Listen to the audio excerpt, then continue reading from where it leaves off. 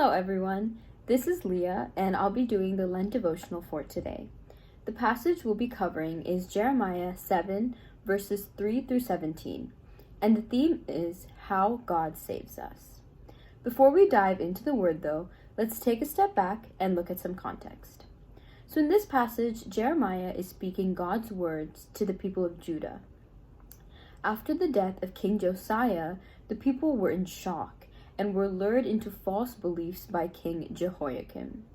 Therefore, Jeremiah is calling them out for the wrong that they are doing to try to help them change their ways. We can break this portion into three sections: verses 3 through 8, 9 through 11, and 12 through 17.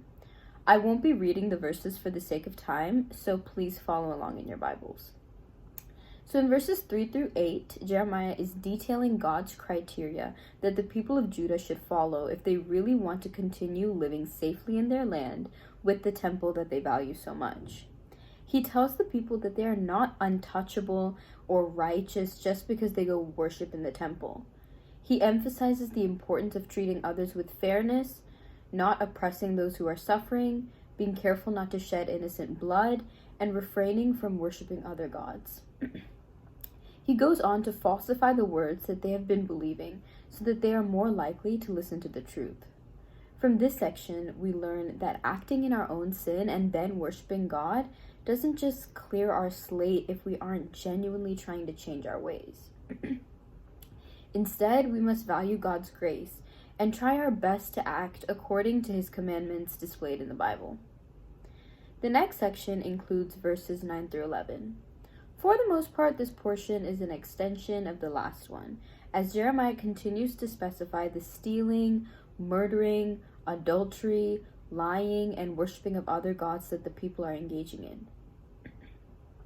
Imagine being in this audience and having the sins you've committed boldly spoken straight to your face and in front of hundreds of other people as well.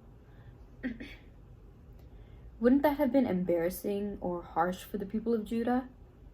This is how we know how passionately God hates sins, how detestable and hurtful they are to him, that he is boldly calling these people out through Jeremiah so that they will try to change. When reading verse 11, you may notice that Jesus uses the phrase den of robbers, like he did in Luke 19 verse 46 and Mark 11 verse 17 when he was clearing the temple. This section shows us that God hates sin, but that it is also a part of our human nature and will be present in generations to come. Therefore, we have to remember that God is always watching, and we have to look to him for guidance, to live by his will. The last section is verses 12 through 17. Through Jeremiah, God reminds the people of Judah of what happened to his tabernacle in Shiloh, which was part of the northern kingdom of Ephraim, aka Israel. Shiloh was abandoned because of the Israelites' wickedness, and God is saying here that the same will happen to the temple that bears his name that they love so dearly.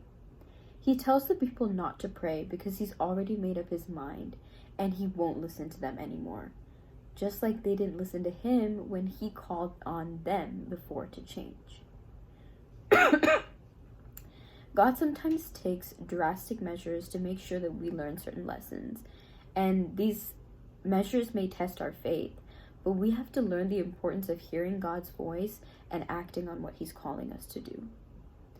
While this passage overall seems brutal and completely void of God saving us, through these words he's indirectly implying that us Christians can learn from the lessons of the people of Judah and Israel before us. We can act fairly, kindly, and genuinely and work not to abuse God's grace that he freely gives us.